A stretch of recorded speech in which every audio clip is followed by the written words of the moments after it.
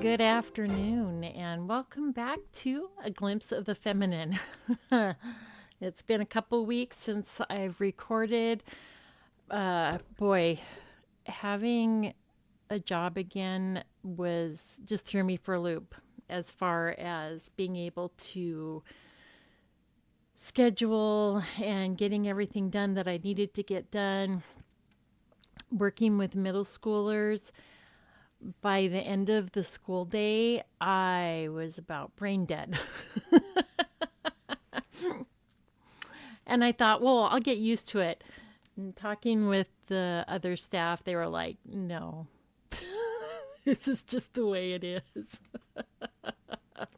So, very, very thankful to be working in our local middle school and being able to speak life into the kids' lives and to be somebody safe for them. And not that the rest of the staff isn't, I'm just thankful that I get to do that. So, school's out for the summer. Insert school's out for summer. And we've been working on the studio. It's painted. I still have a little bit of touch up to do. Need to get a hold of my friend that has my furniture that I want to put in there and get that brought down. But it's coming together. So pretty soon there's going to be a dedicated space for the studio. Next week is wrestling camp for a couple of days.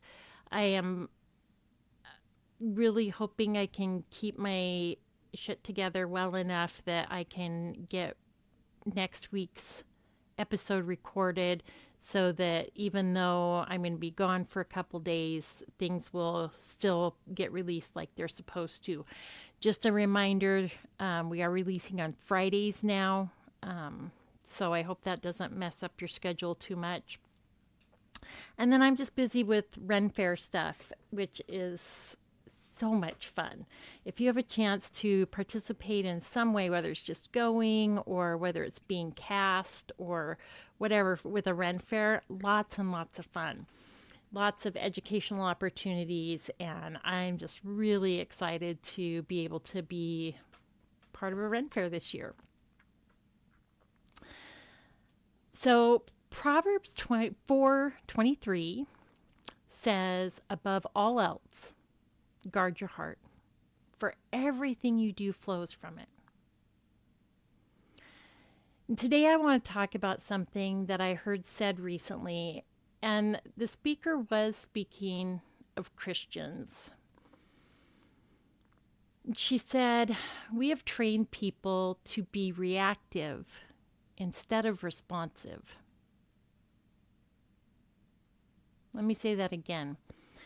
We have trained people to be reactive instead of responsive. And then later she said, we don't teach people to think. We teach them to react.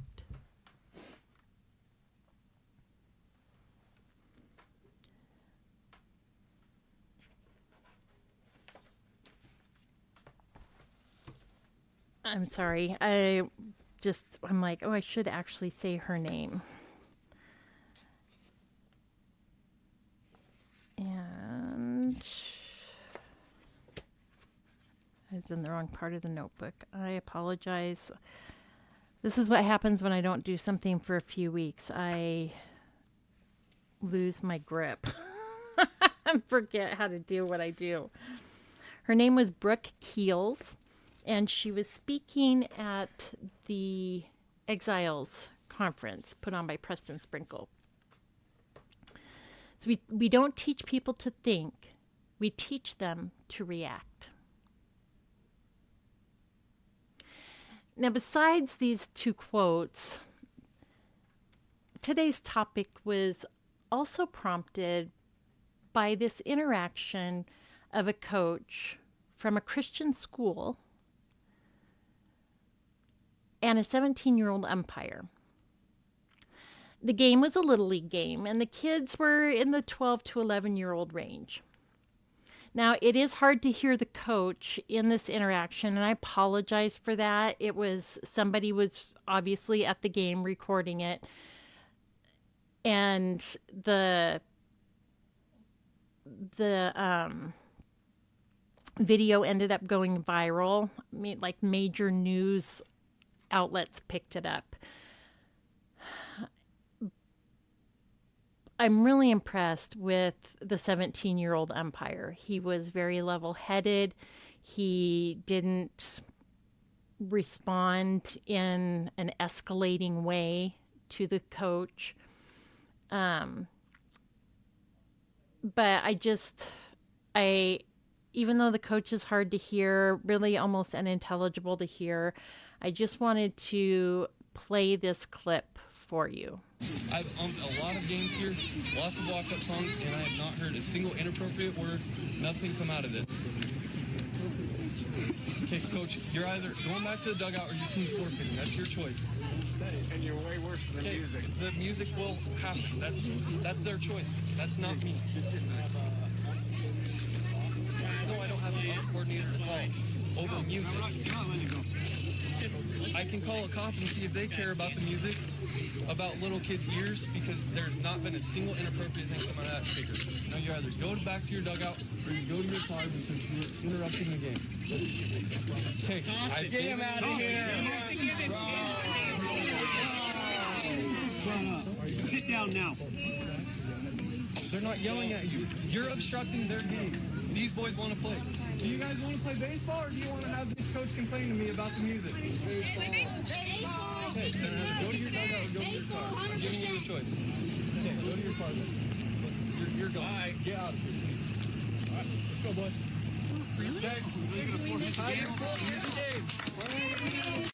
So what this coach was objecting to was the walk-up music of the opposing team. Now, it's important to note that this particular interaction with the umpire happened in, I think, the fourth inning.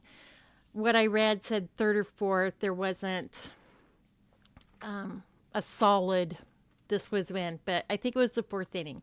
So the music had been heard at least 3 times prior.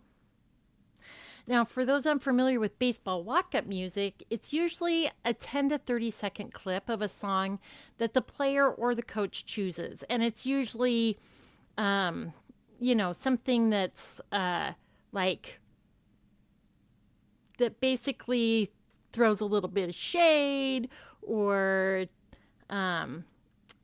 presents a little bit of smack. Like, this player's got it together, and you, opposing team, should be afraid. So I would talk about the particular song, but I've seen a couple different song options thrown out there for what it was. So I'm not going to talk about the particular song, but the important thing to note is that it was a very short clip and there was nothing offensive or inappropriate within it. Now, that's not to say the entire song is appropriate, but what was being played was. And if it was so terribly offensive, why did it take 3 full innings before the coach objected?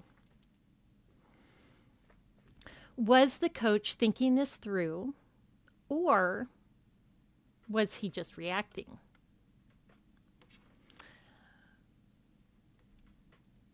If nothing inappropriate was being played, and it wasn't, or it wouldn't have been played at a Little League game, then it wasn't about appropriateness. If it took 3 times of hearing it before finally objecting, it wasn't about protecting the kids. I actually don't know, but I envision like all these parents Googling the song lyrics and then telling the coach, this is really inappropriate. You need to do something about this. Or maybe one of them knew the song. Anyway,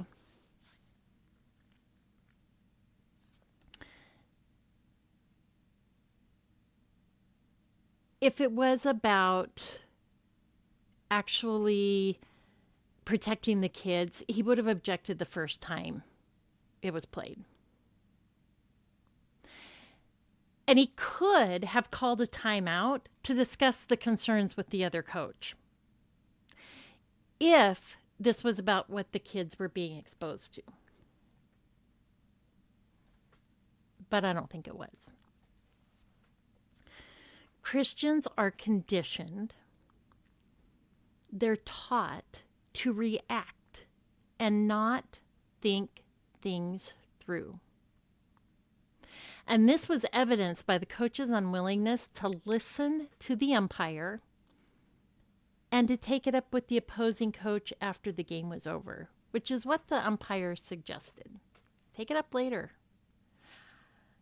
Instead, in spite of the ump telling him nothing inappropriate had been played and that he as the umpire has no control over the chosen music, in spite of the umpire encouraging him to go back to the dugout and let the kids play ball, which is what all the kids, including his own team, wanted, he continued to get in the ump's face until he was ejected. And then, like a spoiled child, he tells his kids to pack up. They're done playing. We're leaving. Side note, when kids are playing baseball, if their coach gets ejected, the team can continue to play.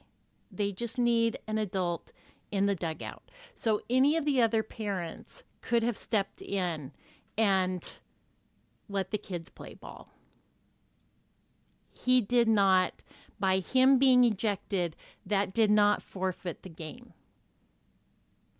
His actions forfeited the game.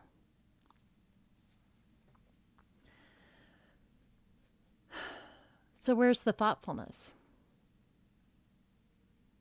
In his reactionary behavior, he's teaching his team extremely poor sportsmanship, arguing with an official over a non-issue. And what is he teaching them about authority? Because the coaches on a team, no matter the sport, are under the authority of the umpires or the refs or whoever the officials are. They're the officials. And so, in a very real way, the coaches are under their authority because they have to abide by what the officials say, right? So, he's arguing with an official over a non-issue. He's continuing to argue after being told by the ump, I'm not the correct person to address with this issue, with this concern. And he does that until he's ejected from the game. Then, instead of just quietly leaving and letting his kids continue their game, he pulls them from the field and forfeits the game. And though certainly far less important than what he's actually teaching his team, he's made such a spectacle of himself.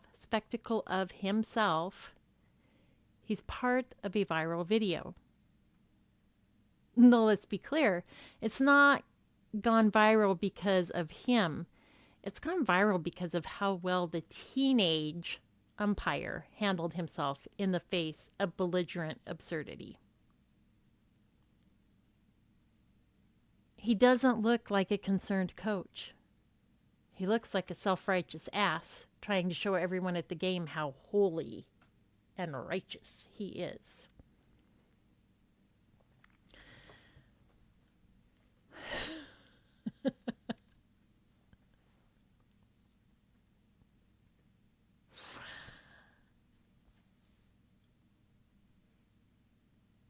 Can we just stop and think about this man is apparently a Christian. He's representing a Christian school, and he's behaving like he's behaving. Like, how well does that represent your Lord? Now, I used to be like this.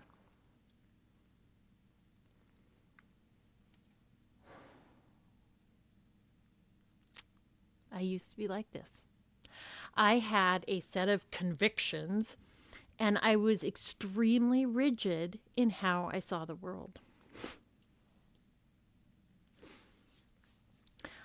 If I believed something to be right, that it was biblical, then it was right, and there was no need to listen to, read, watch, or look at anything that came against it. Why waste my time on falsehoods or heresy? I mean, Philippians 4:8, right? And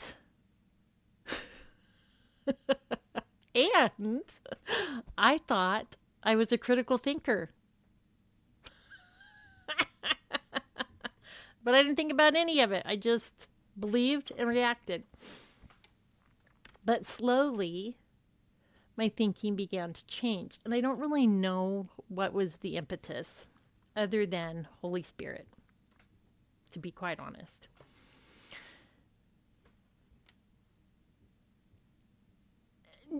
Just so I don't give you a whiplash, I am kind of switching, like we're staying with the same topic, but we're going to move away from the baseball game.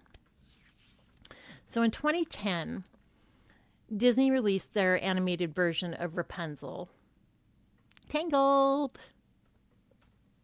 I have a dream. But it didn't come into our house for a few years. I had gotten a subscription to the Disney Movie Club. Do you remember? Am I aging myself? Yes, I am. Do you remember when you bought movies by mail order? So we had a subscription to the Disney movie thing. And at the time I subscribed, my daughters were teen tween ages. And my youngest boy was enthralled with Disney princesses. Like, I don't even know how little he was, but from the time he was itty bitty, he loved the princesses. So as I looked at the reviews for Tangled, the conservative Christian reviews, they were all negative. Like, avoid this movie. Don't let your kids watch this. She's rebellious. She's disrespectful to her mother. She runs away. There's all these things about Rapunzel that were negative and why we should avoid the movie. I've never been much of a one for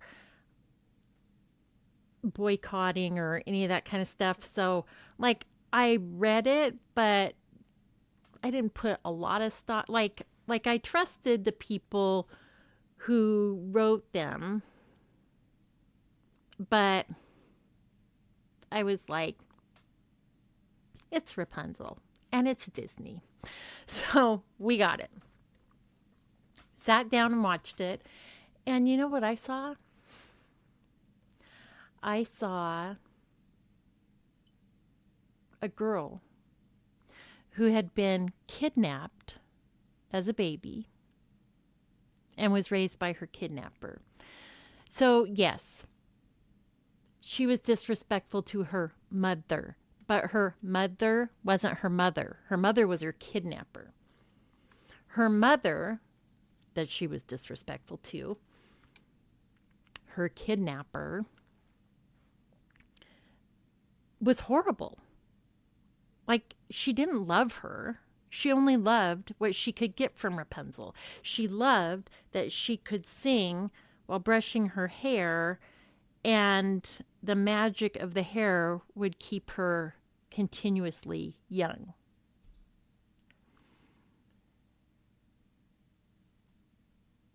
Her mother kept her locked up in a tower and lied to her. Her mother was horrible.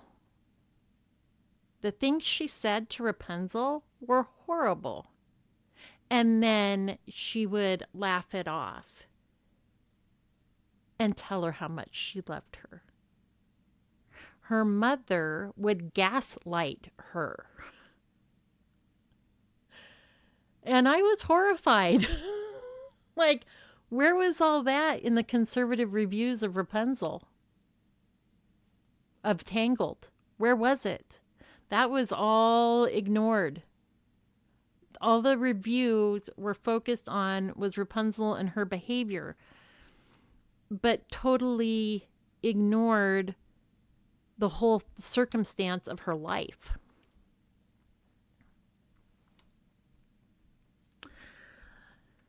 Fast forward to 2022. Disney Pixar puts out Turning Red. Turning Red's about a 13-year-old who it's basically coming of age. And again, conservatives were up in arms. The movie talked about periods. The daughter was rebellious. There was ancestor worship. Again, strong warnings to avoid it. I decided if there's so much of a push to avoid it, I got to see this. So, no longer did we have the Disney movie subscription, but we had about 20 streaming services. Not quite that many. But anyway, so I sit down with my younger boys, and we watch Turning Red. So, yes, there was ancestor worship. Because you know why? It was depicting a different culture that has ancestor worship. It wasn't proselytizing ancestor worship. It was just depicting it as part of their life, because it was. Periods. Oh my gosh. It was part of the movie. Not a very big part, a really embarrassing part, especially since one actually wasn't happening. But you know what? Periods are part of life, and even boys need to know about them.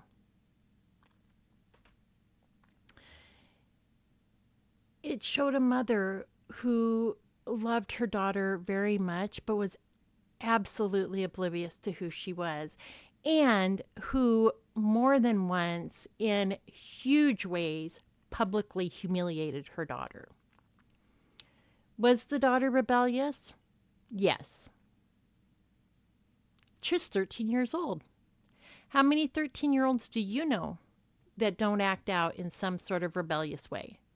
That don't test the limits? That don't lie or deceive to try to get what they want if they've been told no? Am I condoning that behavior? No, I'm not. But these things are not unknown to any parent or child.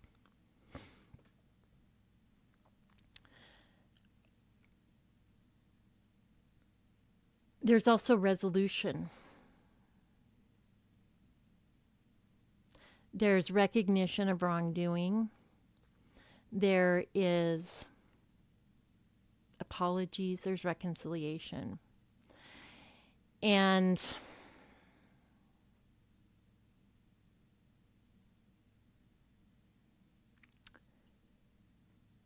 I sat with my boys, and as we watched it, They asked some questions and I would answer them and I would ask questions. May make some bad choices. And I said to them, do you think that was a good thing to do? Was that the right choice to make? We had conversations throughout the movie. Not like long, drawn-out conversations. They were young. But we talked about some of the bad choices that were made. I let them think it through. Because here's the thing. Our kids live in this world. No matter how hard we try to shelter them from it. And even if you completely shelter them from every bad thing ever, they will still sin. They will still make bad choices. Because they're human. And that's our lot in life. They're still going to hear cuss words. Maybe from Christians. They're still going to hear inappropriate jokes. They are still going to hear music with questionable lyrics. They're going to be confronted with bad behavior, with people living lifestyles we deem bad or sinful. If all we do is react, then we are not teaching them to think.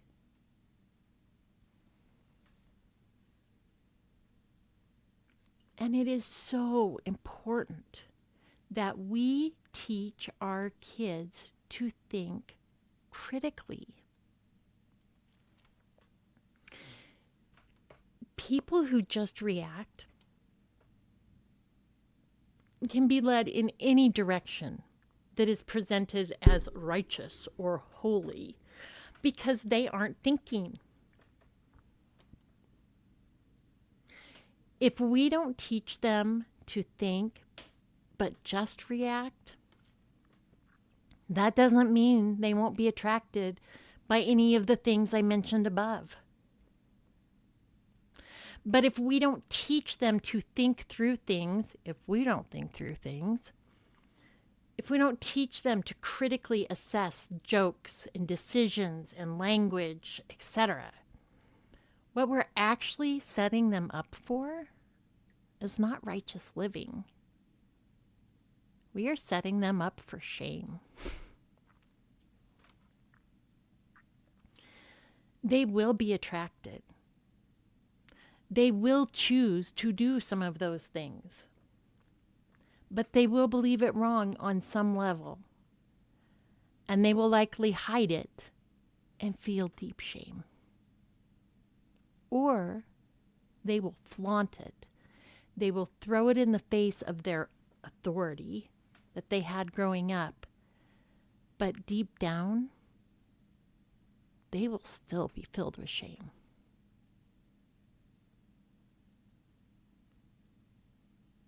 Is that what you want for your kids? Is that what you want for you?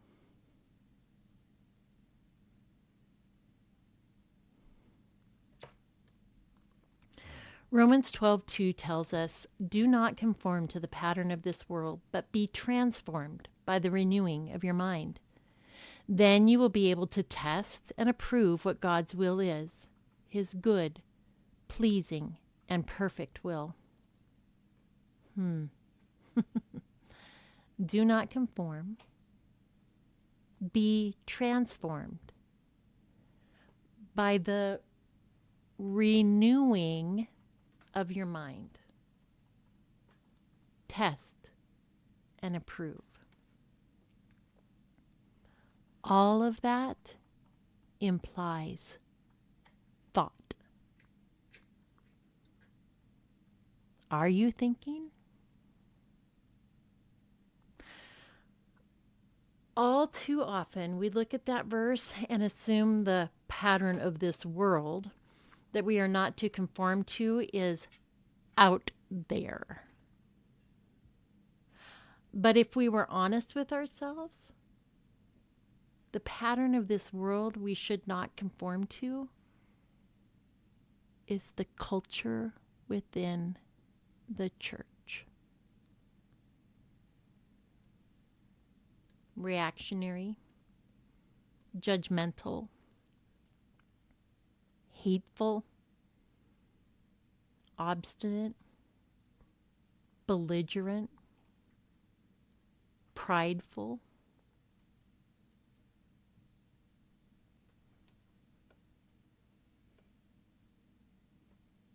In the past, I have spoke out against good, solid biblical teaching because it was a woman who was teaching men. Oh my gosh, it's horrible. In the past, I've kept my kids from reading good books, watching movies or TV that would have caused them to think through some of simple life lessons and or their beliefs because of things like magic being involved. Although they did get to read The Lion, the Witch, and the Wardrobe, which is full of magic.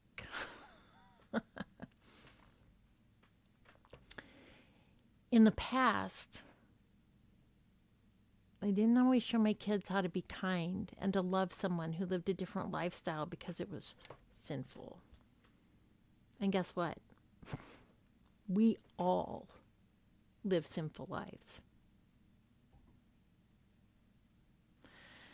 To be fair, I wasn't taught how to think either. Being reactionary is generations deep in the church. Thinking is dangerous. It makes people uncomfortable because you might come to a different conclusion than I do. And maybe neither one of us is wrong. Or maybe we both are. If you think, you might, probably will, challenge authority. Challenge the status quo. Thinking brings about change. And boy, do those in authority hate change. But thinking is necessary if the church is to stay on course. Being reactionary has led to the Christian nationalist movement co-opting the faith of many good people for political gain. Being reactionary has led to Jews being sent to concentration camps and mass murdered. Being reactionary has led to Japanese citizens, American citizens of Japanese heritage, being held in internment camps in our own country. Being reactionary has led to people seeing Christians as nothing but hateful hypocrites. Being reactionary has led to books being banned or burned. Being reactionary leads to kids being rebellious and sneaky and disrespectful because parents won't bend and parents won't listen.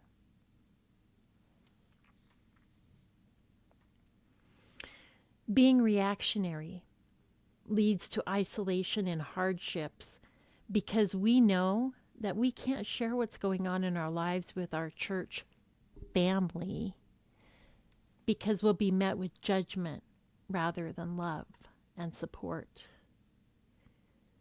Being reactionary leads to women being coerced into staying in abusive relationships by church leadership because marriage is sacred above all else.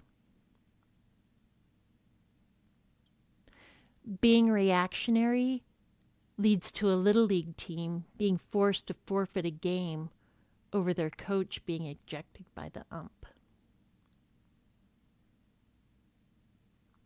And that's just a short list. What of any of that sounds like Jesus?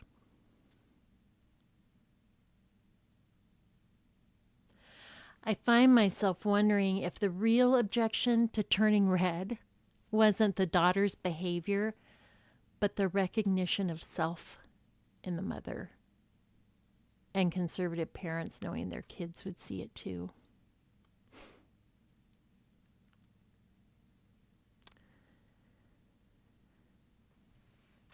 How do we teach something we ourselves have not been taught? Well, by being honest with our kids. Hey, this is new to me, and I'm just figuring it out. But I want us both, or all, depending on how many kids, to be able to think through things.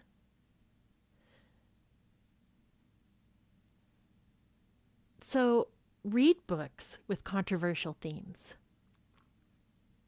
Watch movies that have themes or things within them that you object to. And then talk about it.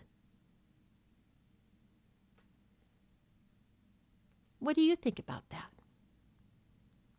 Was that a good choice by that character?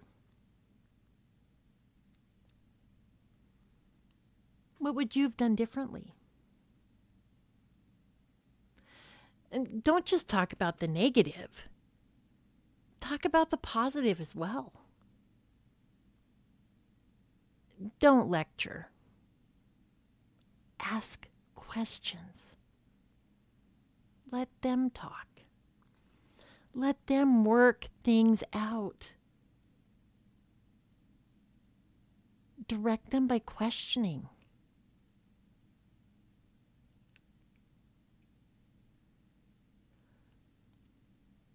We should want to raise kids that will change the world in both big and small ways. Not because they're reacting to the events around them, but because they have thought through the issues and know what they think and why they think it, and can solidly move forward.